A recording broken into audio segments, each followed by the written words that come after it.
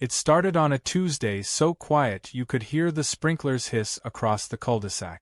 I was fixing a loose solar light by the pool when I heard the sound that changed everything, a deliberate click of my side gate. Not wind. Not coincidence. Someone was coming in. Before I could even call out, the gate creaked open and she marched through. Karen from the HOA, clipboard in one hand, iced coffee in the other, sunglasses so big they looked like they were trying to hide a personality. "Excuse me," she barked, already halfway across my lawn. "This property is out of compliance." Out of compliance. Those were her favorite words. She used them like punctuation. "Morning to you too," I said, straightening up. "Mind explaining how my backyard pool is your jurisdiction?" Karen's mouth twitched. "We received reports that you installed an unapproved water feature." "Unapproved?" I gestured toward the blue rectangle of water gleaming in the sun. "It's a pool, not a fountain at the Bellagio." She ignored the sarcasm. "The bylaws state any permanent water installation requires prior inspection. And I sent that paperwork 3 months ago," I reminded her. "You signed for it yourself." Karen blinked, realizing she couldn't outright deny it. Then her eyes flicked to the motion sensor above the patio door. "Is that new?" "Nope," I said. "Just better at catching trespassers these days." She sniffed. "We'll see about that." That was the first warning shot. By Thursday morning, I had 2 notice of violation letters taped to my door, one for unauthorized aquatic construction, the other for reflective glare nuisance. Apparently, sunlight bouncing off my pool offended someone's aesthetic sensibilities. My wife laughed when I showed her. "You think she's jealous she doesn't have one?" "Maybe jealous I installed mine without asking permission to breathe," I said. Still, I decided not to engage. I figured the best revenge was calm paperwork, copies of approvals, timestamps, emails. But Karen wasn't after paperwork, she was after control. Friday evening, the real fun began. I came home from work and found footprints, wet footprints, leading from the pool deck to the gate. Not ours. Too small to be mine, too wide to be my wife's. Someone had been inside while we were gone. I checked the cameras. The motion alert showed a blurry figure climbing the fence midday. I zoomed in. Blonde bob. Floral cover-up. Clipboard on the patio table. Karen had broken into my backyard in broad daylight. I rewound again just to be sure. There she was, strutting around the pool, phone in hand, taking pictures like she was documenting a crime scene. Then she bent down to test the water. Who does that? Who trespasses just to touch the water? I felt the slow heat rise behind my eyes. Was it worth calling the cops? Technically yes, but I knew how that'd go. "It's a civil matter, sir. Talk to your HOA board." And Karen was the HOA board, at least in spirit. Instead, I set a different kind of trap, legal, passive, and satisfying. That weekend, I cleaned the deck with a commercial-grade tile degreaser, the kind that leaves the surface slippery until fully rinsed. Then I laid down a thin layer of biodegradable, anti-algae solution my contractor swore by. Harmless, but slick as soap until dry. I also moved my sprinkler sensor a few inches higher, ensuring full camera view of the deck. Saturday noon, I caught Karen peeking through the slats again. "Need something?" I asked from the patio. She startled but covered it quickly. "Just verifying compliance." "With binoculars?" She ignored that and walked away, heels clicking like a metronome of arrogance. I half expected her to give up, but Sunday morning proved me wrong. We'd slept in late. Around 9 a.m., a loud splash jolted me awake. My wife sat up. "Did a bird fall in?" I ran to the patio window. The sight nearly made me drop my coffee. Karen, yes, HOA Karen, was flailing chest-deep in my pool, clutching her phone above water like it was sacred. One sandal floated away like a white flag. For a split second, I froze, caught between disbelief and hilarity. Then instinct kicked in and I hurried outside. "What the hell are you doing in my pool?" Karen gasped, trying to stand but slipping on the slick deck. You You sabotaged your property. I was investigating. Investigating? I repeated. You broke into my yard again? She pointed a trembling finger. Your pool violates Code 13B. It's excessively reflective. And your fence height invites liability. Invites liability? I said. You climbed over it. Her expression flickered between indignation and fear.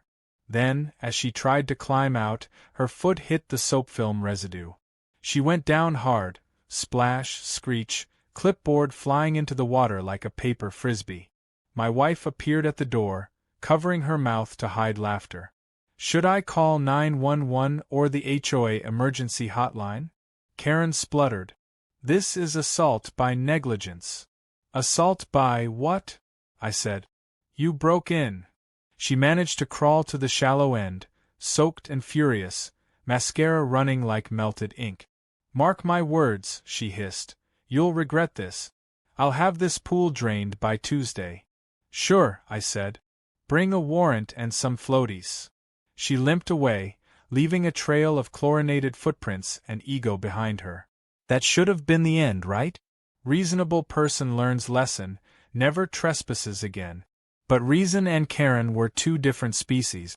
By Monday afternoon, she'd plastered the neighborhood message board with posts. Resident endangers community safety, unauthorized chemical use, reports of slippery deck causing injury. 3 comments in, someone asked who the injured party was. Karen didn't reply. I uploaded the pool cam footage instead. No captions, just time-stamped proof. Karen climbing the fence, slipping, splashing, cursing. Within an hour, the thread exploded. Neighbors who'd suffered her compliance inspections chimed in. So she really does trespass, one wrote. Always wondered how she knew what color my drapes were, another added. By evening, the HOA board called an emergency meeting. I wasn't invited, but word travels fast in small communities, especially when half the members' spouses gossip at the same salon. Apparently, Karen claimed I'd booby-trapped the pool area. She used phrases like premeditated hazard deployment. Meanwhile, the security footage circulated privately among residents. One guy even turned it into a GIF labeled Karen vs. Gravity. I should have felt guilty, but I mostly felt relief. For months she'd nitpicked lawns, fined retirees for mailbox colors, and threatened to escalate violations to collections. Now she was the punchline. Still, I knew better than to underestimate her. Late that night, I stepped outside for fresh air and noticed something new, an envelope taped to my back gate. No HOA letterhead this time. Just my name, written in perfect cursive. Inside, a single line. You started this. I'll finish it. I stared at it under the porch light, heart ticking slower than it should have. Was it just wounded pride or a real threat? 3 questions ran through my head. Would she risk breaking in again? Could she actually convince the board I was dangerous? And if she couldn't control me through fines, what would she try next? The neighborhood was silent, but for the first time, the silence didn't feel peaceful. It felt like the pause before thunder. By morning, the note was gone. Either the wind took it or Karen did. But I knew she meant it. There was a smug precision in her handwriting that said she wasn't bluffing. At 8:05 a.m., the HOA group chat pinged with a message from the board president, Richard. Effective immediately, it read, pool inspections are suspended pending review of recent incidents. That should have been good news. Instead, I knew exactly what it meant, damage control. Karen wasn't getting disciplined, she was getting protected. The HOA was circling wagons around its favorite tyrant. I poured myself coffee and stepped onto the patio. The pool glimmered innocently under the sun, like nothing had happened. But the faint soap sheen was still visible at certain angles. I thought about rinsing it off, then left it. Let it be my private reminder. Karen could slip any time she thought she owned my world. My wife joined me with her mug. You think she's plotting something? I think plotting is her default setting, I said. The question is how far she's willing to go. She already climbed a fence and nearly drowned, she said. You'd think that'd be her rock bottom. With Karen, I replied, rock bottom has a basement. Around noon, I got a knock at the door. A man in khakis stood outside, clipboard in hand. Afternoon, sir. I'm from County Code Enforcement. Got a complaint about chemical misuse on a private pool. I actually laughed. You're kidding. He shook his head. Caller claimed potential environmental hazard. Said runoff might affect neighborhood drainage. And there it was, Karen's escalation. She hadn't just called the HOA. She'd gone over their heads. Come in, I said. I'll show you. He followed me to the backyard, professional and polite. I walked him through every product, every label, every environmental safety certification. I even showed him the receipt from the eco-friendly supplier. He took notes, nodded, and smiled faintly. Sir, if everyone kept records like this, we'd be out of a job. I'll close the complaint. Appreciate that, I said. Mind if I ask who filed it? Anonymous tip, he replied, but the faint smirk told me he knew exactly what I was thinking. When he left, I checked my camera feed again.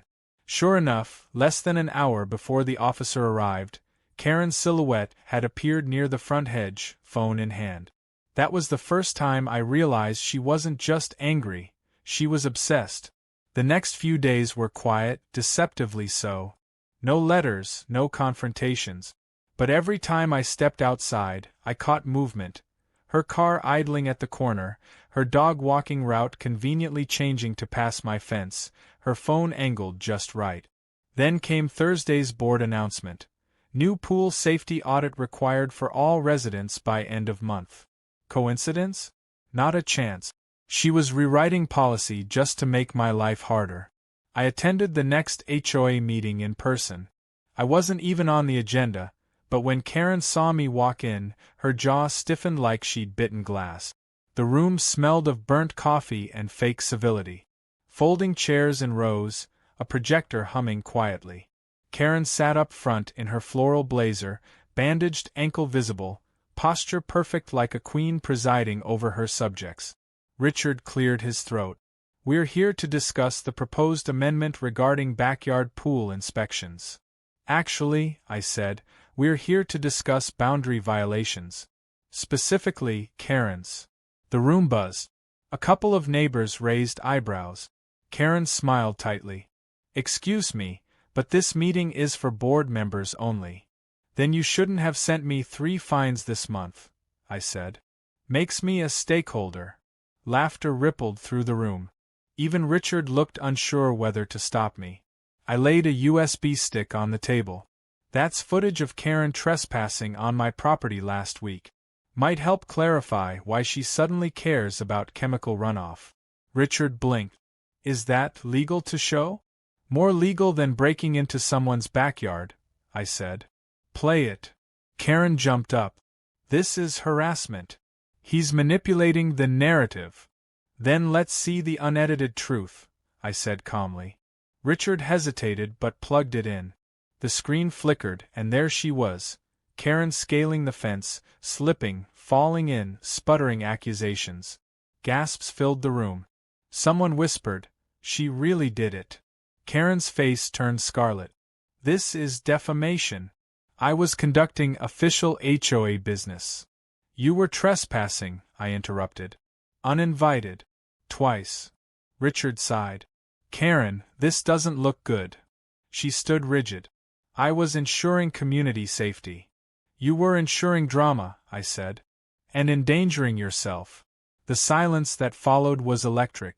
Finally, Richard cleared his throat. "Let's table the pool audit proposal for now." Karen's glare could have stripped paint. When I left that meeting, I felt lighter than I had in months. But that feeling didn't last long. 2 nights later, my motion alert buzzed again. 1:47 a.m. Someone was back at the fence. I watched through the live feed. A flashlight beam swept across the lawn, slow and deliberate. Then it aimed at my camera lens. A flash of white static, and the feed cut out. I grabbed a flashlight and stepped outside. The night was thick and humid, crickets loud enough to drown thought. Karen, I called softly. You really want round two? No answer. Just the rustle of bushes near the pool. I moved closer, scanning the shadows. The air smelled faintly of chlorine and wet grass. Then I saw it, a piece of fabric snagged on the fence post. Blue floral, same pattern as Karen's pool cover-up. I picked it up, folded it, and went back inside without saying another word. By morning, the piece of fabric was gone from my patio table. Someone had come back to take it.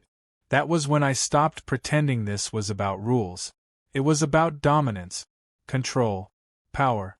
The kind people like Karen crave because they don't have real control anywhere else. So I decided to stop playing defense. I filed a police report, not a dramatic one, just factual. Repeated trespassing, property damage, the cut camera wire, potential harassment. The officer was polite, took notes, and promised to swing by the neighborhood. But the next day, Karen filed her report: retaliatory surveillance and property endangerment. The HOA sent a notice requesting both parties refrain from further escalation. Classic stalemate. Until Saturday. I woke up to the sound of hammering, metal on metal, sharp and rhythmic.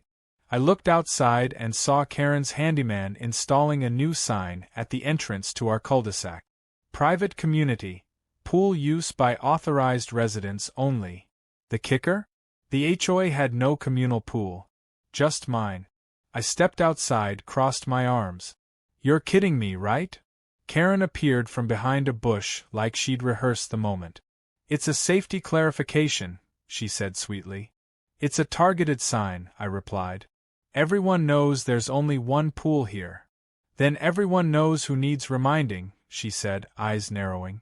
Careful, Karen. You're on camera again. Good, she said. So there's proof when this all goes public. She turned on her heel and marched off, victory in her stride. That was the exact moment I realized she wasn't trying to win legally anymore, she was trying to humiliate me publicly. And if that's the game she wanted, fine. I'd play. That evening, I drafted an email to the HOA mailing list. Subject line: Community Transparency Initiative. Attached: every HOA fine, every incident photo, and, yes, the infamous pool slip video. No commentary, no insults, just fact. Within an hour, replies flooded in. Finally someone standing up to her. She fined me for my garden hose. She told me my mailbox attracted rodents. By sunset, the group chat was a mutiny. Karen responded with one line: defamation will be addressed accordingly. And yet, as night fell, I caught myself double-checking the locks. Because she wasn't beaten, not yet. The woman had the persistence of a mosquito in August. 3 questions looped in my head. What was she planning now that her public image cracked? Would she go after my property value next, or something worse? And how far was I willing to go to end this once and for all? I didn't have answers yet, but the reflection in my pool shimmered under the porch light, quiet and dangerous, like bait waiting for the next fool to step too close. The following week was pure theater. Karen acted like nothing had happened, waving politely from her driveway, greeting joggers, complimenting the neighbor's azaleas like she hadn't filed half a dozen bogus complaints that month. It was the calm of a crocodile before the lunge. I decided to keep my own calm too. No reaction, no public argument. Just silence. Let her wonder what I was planning. The answer came on Wednesday morning when I found a bright orange tag zip-tied to my mailbox. Pending HOA review, water feature under investigation. Water feature. Not pool, not structure. She downgraded it to sound trivial and therefore unprotected by prior approval. Clever. Technically, the HOA could reclassify amenities and revoke permits if community standards evolve. And community standards were whatever Karen said they were. My wife stared at the tag. She's not giving up, is she? Neither am I said. That evening I called my cousin Brian, an attorney who specialized in property law and happened to enjoy petty warfare. After I sent him the videos and notices, He laughed so hard he almost dropped his phone. "You're telling me this woman trespassed, fell in your pool, then tried to outlaw pools?" "Essentially. She's gift-wrapping her own defeat. You want me to draft something subtle or nuclear?" "Nuclear," I said without hesitation. By Friday, a letter arrived addressed to the HOA board, formal, concise, loaded with legal language about trespass liability, defamation through official channels, and potential civil recourse. I didn't even have to send it directly to Karen. Copies went to the board and county compliance office. But Karen didn't scare easily. She thrived on conflict. 2 days later, I woke to the sound of gurgling water. I went outside and found my pool half empty, waterline down by nearly 2 feet. I checked the drain valves. One had been twisted open. Not by accident. The security footage told the rest of the story. At 3:12 a.m., someone in dark clothing climbed the fence, crawled to the drain access, and worked a wrench for several minutes before leaving through the gate. The intruder wore gloves and a hoodie, but the outline was unmistakable, small frame, bobbed hair escaping the hood. Karen had drained my pool. I called the sheriff's department this time. The responding deputy watched the footage twice, eyebrows rising. "You sure you don't want to press charges?" "I want to give her just enough rope," I said. "Arresting her now makes me the aggressor. I'd rather let her hang herself publicly." He nodded, leaving me with a case number and a sympathetic grin. For what it's worth, that's one of the wildest HOA calls I've ever had. By the next morning, rumors were already spreading. Somehow Karen flipped the story before I could, told people my pool had a pressure malfunction, implied I'd ignored safety standard. One neighbor even stopped by, half concerned, half curious. "Karen said your pool nearly flooded the drainage line," he said. "Yeah," I replied, right after she adjusted the valve herself. He blinked. "Wait, she did what?" I showed him the clip. 10 minutes later, half the neighborhood had seen it. Karen's charm was starting to evaporate. That weekend, the HOA's official page mysteriously went down. Technical maintenance, according to Richard. But I knew what that meant: damage control again. Karen had too much influence, and the board was trying to contain the fallout. So I went bigger. I uploaded a highlight reel. Her trespass, her pool dive, her midnight drain operation. No commentary, just footage. Then I added one caption: HOA accountability is a community matter. Within hours, it spread beyond our little neighborhood group. Local Facebook pages picked it up. The clip hit 3,000 views by sundown. Karen must have seen it because the next day she appeared on my doorstep, soaked again, but this time from sweat and fury. "You take that video down right now," she said, voice trembling. "Why? Is it inaccurate? You are violating my privacy. On my property," I reminded her. "While committing crimes." Her lips tightened. "You think humiliating me online makes you right? You've declared war on your own community." "No, Karen," I said evenly. "I'm defending it from you." For a second, I thought she might slap me. Instead, she took a deep breath and smiled, a tight, eerie smile that didn't touch her eyes. "You'll regret this. People like you always do." And just like that, she walked away. That night, I triple-checked my locks. The air felt heavier, charged with something invisible.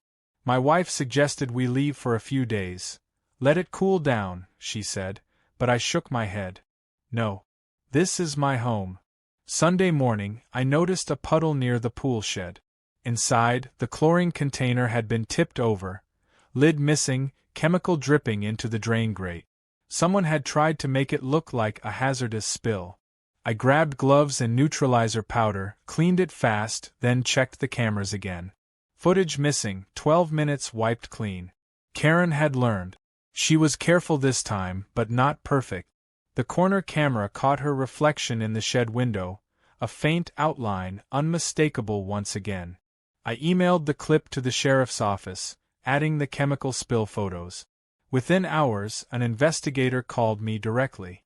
"We'll treat this as vandalism and trespass," he said. Mind if we interview the suspect? Not at all, I said. I'll even heat the pool for the occasion. The following afternoon, 2 patrol cars parked at Karen's curb. She came out smiling, pretending to be friendly, probably thinking she could outtalk them. But 10 minutes later, she wasn't smiling. The officers took notes, walked her back inside, and left with copies of her violation reports. I didn't see cuffs, but I didn't need to. The message was enough. For 2 blissful days peace returned. Birds chirped. The air smelled of cut grass and chlorine. I even swam laps again, something I hadn't dared since the soap incident. Then came the retaliation I hadn't anticipated. Late Wednesday night, a tow truck arrived outside my house. My truck, parked perfectly legal in my own driveway, was being hooked up. I ran outside barefoot. "What the hell are you doing?" The driver showed me a clipboard. Order from HOA management. Non-compliant vehicle storage. My jaw dropped. Non-compliant? It's my truck. He shrugged. Just doing my job. I called Richard immediately. Why is there a tow truck in my driveway? He sounded groggy. What? There shouldn't be. We don't issue towing orders without a vote.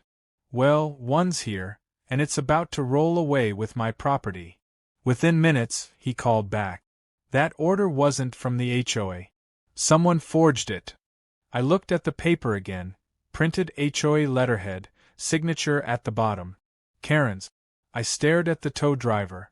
You might want to unhook that. Fast. He didn't argue. The next morning, Karen's door was egged. Not by me, by someone else. The community had finally turned. People who'd been fined, threatened, harassed. They'd reached their breaking point. Karen filed a police complaint for harassment and property damage, conveniently forgetting she'd spent the last month doing exactly that to others. The HOA board called for another emergency meeting, this time without her. Richard called me personally. We're suspending her position pending investigation. The board voted 5-1. Let me guess, I said. She was the one. He chuckled. You guessed right. For the first time since this war began, I actually relaxed. But even victory felt temporary. People like Karen don't vanish quietly. They regroup. And as I sat on the patio that night, the pool lights shimmering on calm water, I couldn't shake one thought. She'd lost authority, but not obsession. 3 questions stuck in my head like static. What would she do once stripped of her title? Would she attack from the shadows this time? And had I just made her dangerous by taking away her crown? The surface of the water rippled gently in the breeze, like a quiet warning that something was still moving beneath. Losing her HOA position didn't humble Karen, it unshackled her. The morning after her suspension, she stood at the end of my driveway, arms crossed, smiling faintly like someone who decided rules were optional now. No clipboard, no title, no facade of professionalism. Just raw spite distilled.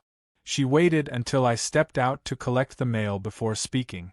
Congratulations, she said, her tone honey over glass. You got what you wanted. I didn't answer. But let me make something clear, she continued. Titles change. Influence doesn't. She turned, walking back toward her house, bare heels tapping asphalt. You'll see soon enough. That was her new tactic. No more public rules, no official letters. Now it was shadows and whispers. The first week without her on the board felt deceptively calm.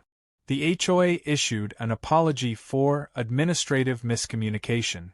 Richard personally called to assure me the board was reviewing policies to prevent further abuse. Neighbors who once avoided me now waved. The couple down the street even brought over a pie, joking, "You're a local legend now, the pool avenger." For a few days, I believed it might actually be over. Then the letters began. Not official notices this time. Anonymous envelopes in my mailbox, no return address. Inside each, a single printed sheet. One read, "Keep your cameras pointed elsewhere." Another, "The sheriff can't watch forever." The third was worse. It had a photo, grainy, black and white, taken from across the street at night. Me, standing by my pool with a flashlight. The message below it, nice reflection. Shame if someone cracked it. I took it to the sheriff's office, but without proof of sender, they couldn't do much. The deputy's expression told me he already knew who was behind it. So I did what Karen least expected, I didn't react. Outwardly. Inwardly, I started mapping her habit. Every morning, she left for her walk, at exactly 7:45 a.m. coffee in hand, dog on leash, phone ready. Every evening, she'd water her plants at 6:30, always lingering near the fence line that bordered our properties. She wanted me to feel watched. So I gave her something to watch. I moved an old lawn sprinkler close to the fence, connected it to a motion sensor, and angled it just so. The next morning, as she leaned in with her phone, the sprinkler hissed to life, blasting a perfect arc of water across the slats. Her shriek echoed across the street. I watched from the kitchen window as she stomped back home, drenched and fuming. My wife nearly choked on her coffee laughing. "She's going to explode," she said. "Good," I replied. "Let's see how loud." That night I heard footsteps again, quick, purposeful, around midnight. I slipped out quietly, flashlight in hand. The gate latch was open. I flipped on the porch light. Karen froze mid-step by my pool filter, holding something small and metallic. "What are you doing?" I said. She didn't answer, just straightened and smirked. "Checking for unauthorized plumbing modifications. At midnight. Safety doesn't sleep," she said. I stepped closer. "Put whatever that is down." She did, a small screwdriver, and took one deliberate step forward. "You think this neighborhood is laughing with you?" "They're laughing at you." "Maybe," I said. "But I'm the one who sleeps at night." Her expression hardened. "You think you've won, but people like me don't lose. We outlast." She turned and walked away. I didn't stop her this time. I just tightened the lock on the gate after she left. The next morning, my pool water was green. I tested the pH and chlorine, both fine. Then I noticed a faint oily sheen on the surface. Someone had dumped something in. Not paint, not cleaner. Soap again, thick and pearly. The security soap trap I'd once used had come full circle. I skimmed it out, but the symbolism wasn't lost on me. Karen had flipped the narrative. Now I was the one slipping. I spent the afternoon draining and refilling the pool, installing a tamper-proof valve cap, and adding a hidden camera under the deck ledge. If she came back, I'd have her this time. But what she did next wasn't physical, it was psychological. That evening, I opened Facebook to find a new neighborhood group, Concerned Residents of Maple Terrace. The cover photo? My backyard pool, cropped to look ominous. The first post, by Anonymous Neighbor, claimed I'd endangered community pets with toxic runoff. There were fake screenshots, fake complaints, even an edited video that made my security footage look aggressive, like I'd shoved Karen into the water instead of her slipping. Comments piled up fast. Some neighbors defended me, others demanded transparency. The internet doesn't care about context, it craves drama. I could almost hear her laughing behind her curtains. So I fought back, quietly. I uploaded the unedited footage to a public drive, time-stamped and verified, and sent it privately to every HOA member. Within hours, the fake group started losing traction. Someone even posted, "Karen, we know it's you." That must have hit a nerve, because the next morning, I found her standing by the curb, waiting. "Did you think that would stop me?" she asked. "You're so naive." "Maybe," I said. "But at least I'm not trespassing."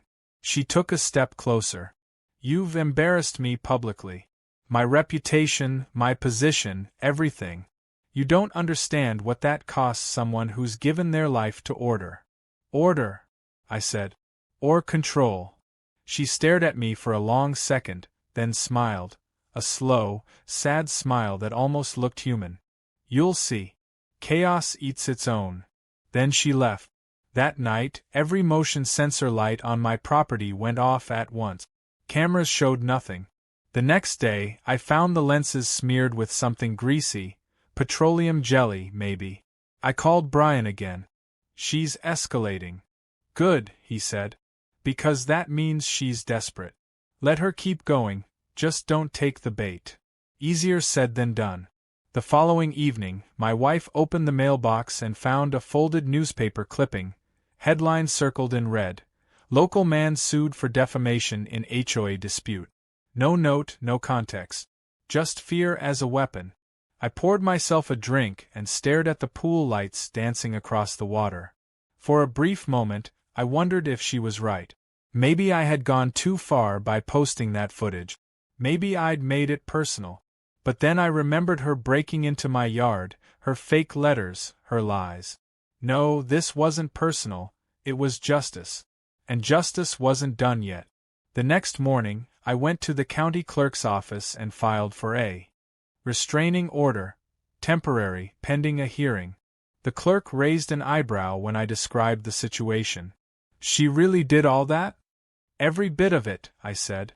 And probably more I haven't caught yet. She stamped the form and handed it back. You'll get a hearing date within 2 weeks. Until then, she can't come within 50 feet of your property. I taped the order to my gate. That evening, Karen drove by slowly, pretending to check her mailbox. When she saw the paper, she stopped, stared, and smiled again, but this time, it wasn't anger. It was calculation. 3 questions burned in my mind as her taillights disappeared. Would the restraining order corner her, or provoke her? How much damage could she do from a distance? And what, exactly, was she smiling about? The answer came 3 days later, in the form of a county notice. According to the report, someone had filed a formal complaint claiming my pool's drainage system violated environmental standards, and that she was the whistleblower. The investigation would require property access for inspection. It was brilliant. She couldn't come near me, but she'd summon someone who could. I read the notice twice, folded it neatly, and set it on the counter. Looks like she found a loophole, I said. My wife sighed. So what now? Now, I thought, it was time to turn her own tactics against her. The inspector arrived on a Tuesday morning that looked too calm for what was about to unfold. A soft, overcast sky, a faint breeze, sprinklers ticking rhythmically somewhere down the street. It felt like nature was holding its breath. He introduced himself as Mr. Daniels, mid-50s, polite, professional, and already tired of bureaucracy. We've received a complaint about your drainage system possibly contaminating groundwater, he said, scanning his clipboard. It came from an anonymous source, but the department flagged it urgent. Anonymous source. We both knew who that meant. Of course, I said. You're welcome to inspect anything you like. I guided him through the yard, showing the runoff channels, the filtration system, the eco-certified chlorinator. Everything spotless, documented, dated. I even offered the chemical test kit I kept for transparency. Daniels chuckled. You're more prepared than half the municipal pools I've seen. Experience, I said. I've had some enthusiastic neighbors. He raised an eyebrow, glancing at the fence. Ah yes, those. After half an hour of checking valves and drains, he scribbled his final note. No violation, no hazard. In fact, your setup exceeds standard code. I'll close this case today. That should have been the end, but Daniels hesitated. He looked toward the fence, where a small hole had been dug on the other side, half hidden by shrubs. Interesting, he said. You know there's been soil disturbance near your property line? I peered closer. Fresh dirt, still damp. That's not mine. He crouched, poked a finger into the earth, and frowned. Looks like someone was trying to dig under the drainage outlet. Maybe to stage a leak. My pulse quickened. You're kidding. He shook his head. Nope. And they left traces of detergent. He stood and brushed his hands off. I've seen this before, neighbors trying to fake runoff for complaints. Would you be willing to document that? I asked. He smiled knowingly. Already did. That evening, I drafted a short email to the HOA board and attached Danielle's report. One sentence in bold. Inspector confirms deliberate tampering with drainage line originating outside my property boundary. I didn't need to name her. Everyone knew. The next day, I got a call from Richard. "We've reopened Karen's case," he said. "Between the footage, the vandalism, and now this report, well, the board's had enough." Meaning she's permanently removed from any HOA position and barred from future involvement. I exhaled slowly. Finally. But victory didn't feel clean. Karen wasn't the type to accept defeat quietly. Sure enough, that evening, my wife found a fresh envelope taped to the front door. Inside, one printed line, "You think this ends with paperwork?" I stared at it for a long time before tossing it in the trash. The next morning, I found tire tracks across my lawn.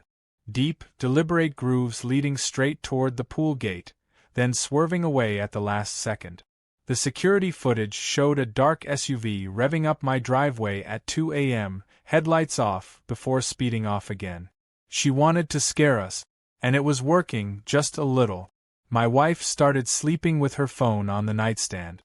I set up motion-triggered floodlights along the entire perimeter. For 2 days, nothing happened. Then came the call from Richard again, this time in a panic.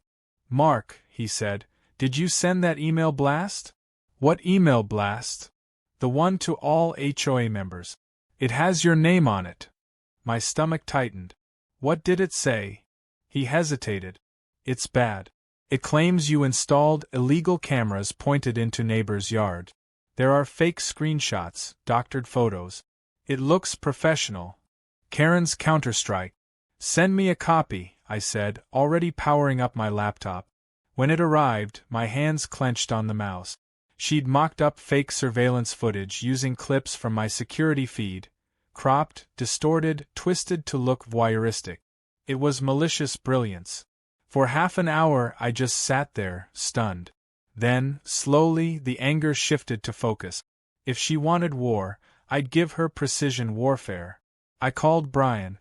"We're going full scorched earth," I told him. He didn't even hesitate. Good. I've been waiting for that sentence. By evening, we'd filed 2 civil complaints, one for defamation, one for cyber harassment. We included every screenshot, timestamp, and Danielle's report. And because the email blast had used HOA distribution lists, the board itself was now legally entangled.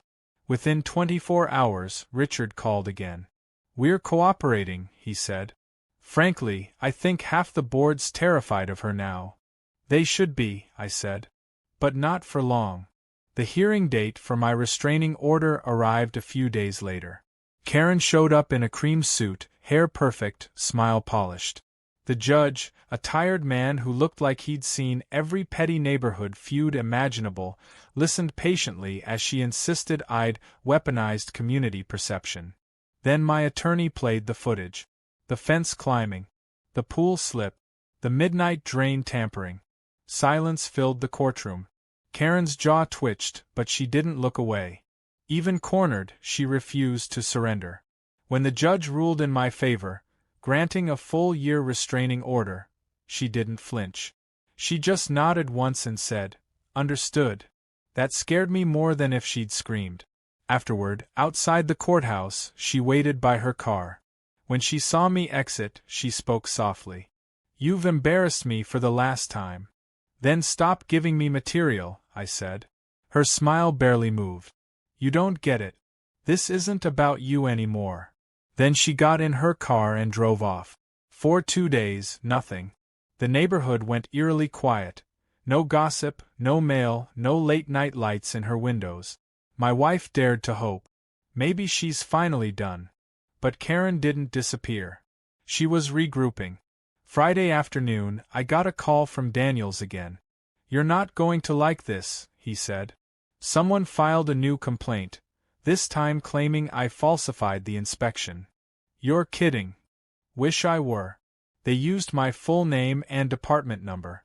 Looks like a formal grievance, but the sender's IP was masked. "We're investigating." I rubbed my temples. Let me guess, same neighborhood. Bingo, he said. That was it. Karen had moved from harassment to sabotage of officials. She was burning bridges she couldn't rebuild. Saturday morning, I woke early and stood by the pool. The water was still, reflecting the dawn. For the first time, I felt something new, not fear, not anger. Resolve. I spent the entire day preparing. I compiled every email, video, report, and message into a single encrypted drive. I titled the folder HOA Accountability Archive. Then I uploaded a read-only copy to multiple cloud drives, each with an automatic share link scheduled to release in 48 hours if not cancelled manually. Insurance. That night, I placed a motion-activated camera facing her property line.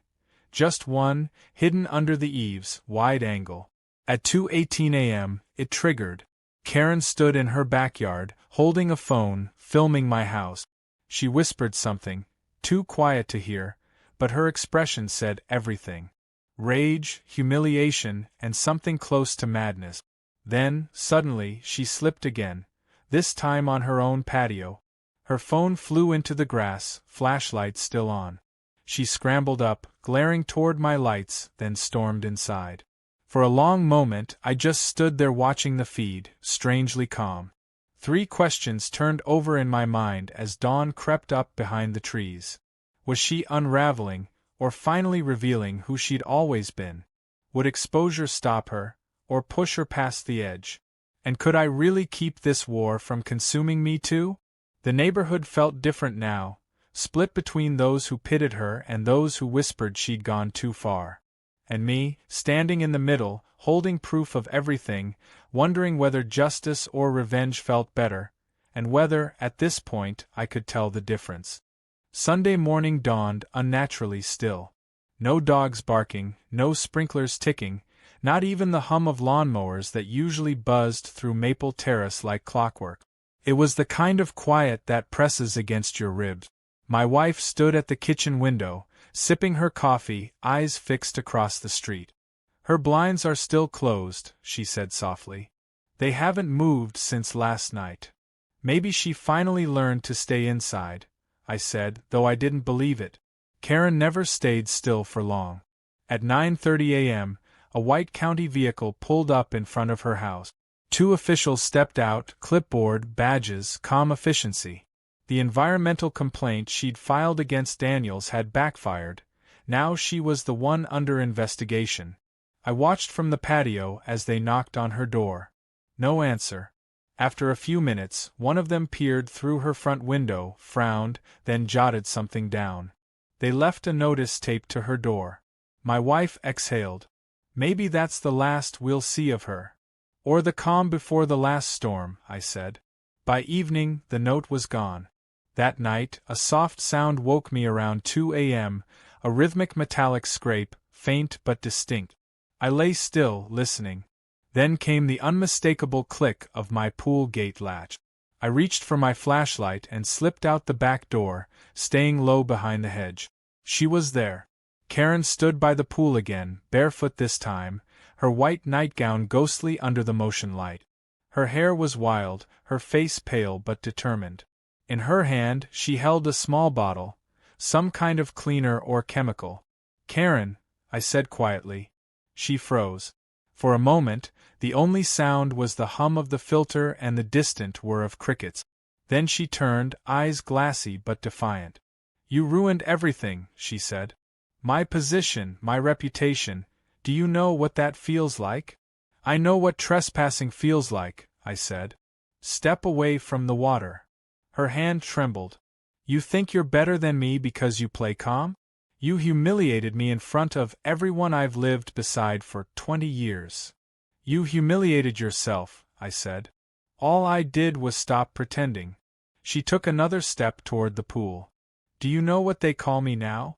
The pool witch. The slippery queen. They made memes." Her voice cracked. "I gave my life to order, and you turned it into entertainment." I stayed still. "Karen, whatever you're planning, it's not worth it." She laughed then, a dry, broken sound. "You know what's funny? You started this with soap. All I wanted was to make you follow the rules. And now," she lifted the bottle, "now you'll see what happens when everything gets clean." She flung the contents into the pool. I rushed forward, grabbed her wrist before she could throw the rest. The liquid splashed across the deck, slippery and acrid. The label read, "Industrial Degreaser, Corrosive." "Jesus, Karen." I yanked the bottle away. "Are you insane?" She twisted free, glaring. "I'm restoring balance." Then she stepped back, and her heel caught the slick spot. Time slowed. Her arms flailed, her eyes went wide, and she fell backward into the water with a splash that echoed off the walls. For one heartbeat, I hesitated, every memory of her sabotage flashing like lightning, then instinct overrode anger. I dove in after her. The water burned faintly where the chemical had spread, but she was floundering, coughing, panicking. I grabbed her under the arms and pulled her toward the steps. When we reached the edge, she collapsed onto the tiles, coughing violently. "Don't touch me," she rasped. This is your fault." I knelt beside her, drenched and furious. "You could have killed yourself." She turned her head slowly, eyes unfocused. "Better than watching you win." The words hung there, heavy and real. Sirens wailed faintly in the distance. My wife had already called 911. By the time paramedics arrived, Karen was conscious but shaking. They treated her hands for mild burns from the chemical splash. She refused transport, muttering about media manipulation and private revenge operations. The deputy recognized her immediately. "We've had enough complaints to fill a folder," he said. "This time, she's coming in for questioning." As they escorted her to the patrol car, she glanced back once. Her voice was hoarse but deliberate. "You think this ends with me?" Then she was gone. The silence afterward felt unnatural. The pool lights flickered against the water, still cloudy from the chemical. My wife wrapped a towel around my shoulders, trembling. "She could have died," she whispered. "I know. And you saved her." "I didn't do it for her." The sheriff's office called the next day. Karen was undergoing psychiatric evaluation after what they described as a stress-induced breakdown. They thanked me for the footage and cooperation. I thanked them for finally taking her seriously. Neighbors began stopping by again, not for gossip this time, but with quiet apologies. "We should have backed you sooner," one said. "She's been doing this for years." Richard came over that evening, wearing a face that was equal parts guilt and exhaustion. "The board voted to dissolve the HOA temporarily," he said. "We need a reset. No more presidents. No more fines.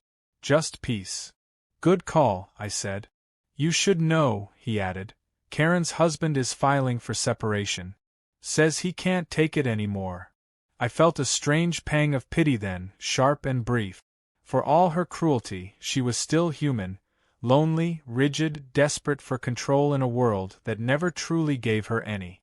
But pity didn't erase the damage. That night, I sat by the pool again, listening to the quiet hum of the rebuilt filter.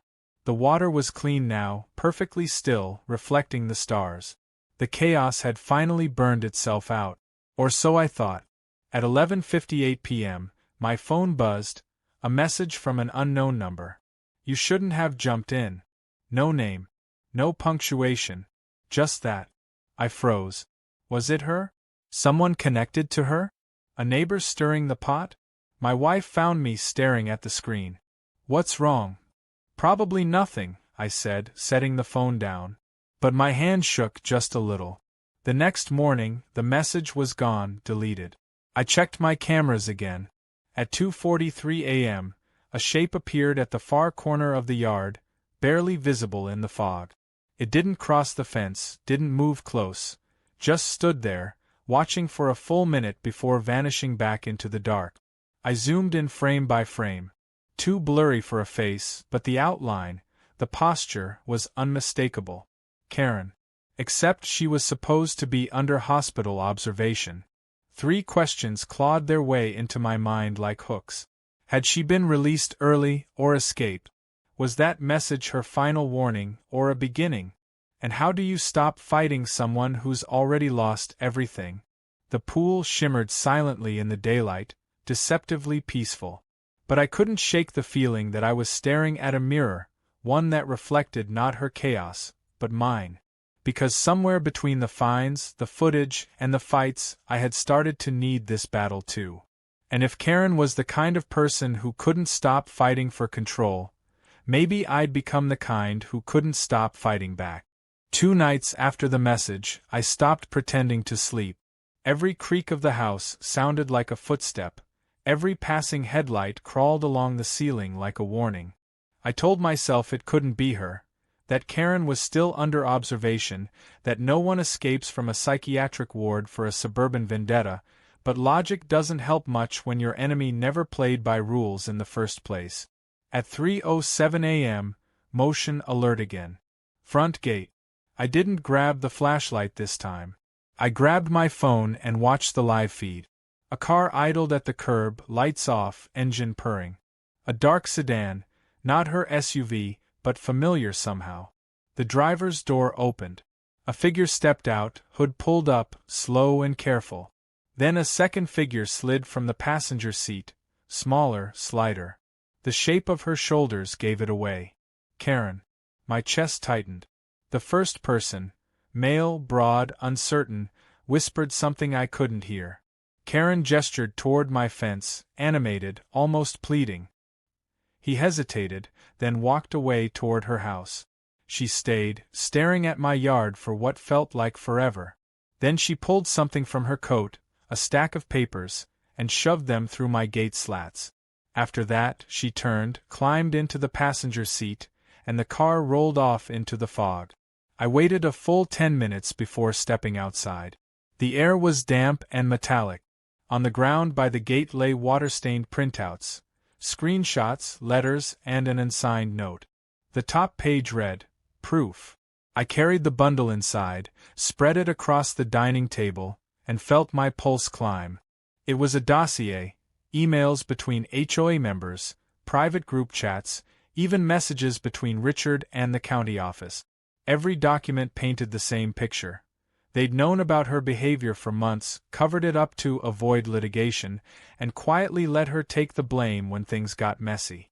In the middle of the pile was one photo of me, standing by the pool, mid-argument with Karen weeks earlier, captioned in handwriting, "They wanted us to destroy each other." My wife came downstairs, robe wrapped tight. "What is that?" "Evidence," I said. "Or a peace offering." She read the note and frowned. "She's trying to justify herself." "Or expose them," I said. We sat there in silence, the stack of papers between us like a bomb we weren't sure how to disarm. Finally, my wife said, "Call Brian." He answered on the second ring, voice groggy. "Tell me she's not in your yard again." "Not exactly," I said. "She dropped documents. Real ones." He sighed. "If they're authentic, she's implicating the HOA board. Could be leverage or bait." "Bait for what?" "For you to contact her." I hung up and stared at the papers. Every instinct screamed trap, but the message "you think this ends with me" echoed louder. By sunrise I'd made my decision. I drove to the county office, dropped the packet with Daniels, and told him to verify authenticity. He promised to call by evening. Then I took a detour past Karen's house. The blinds were open now. Inside, boxes stacked near the doorway. Moving boxes. She was leaving.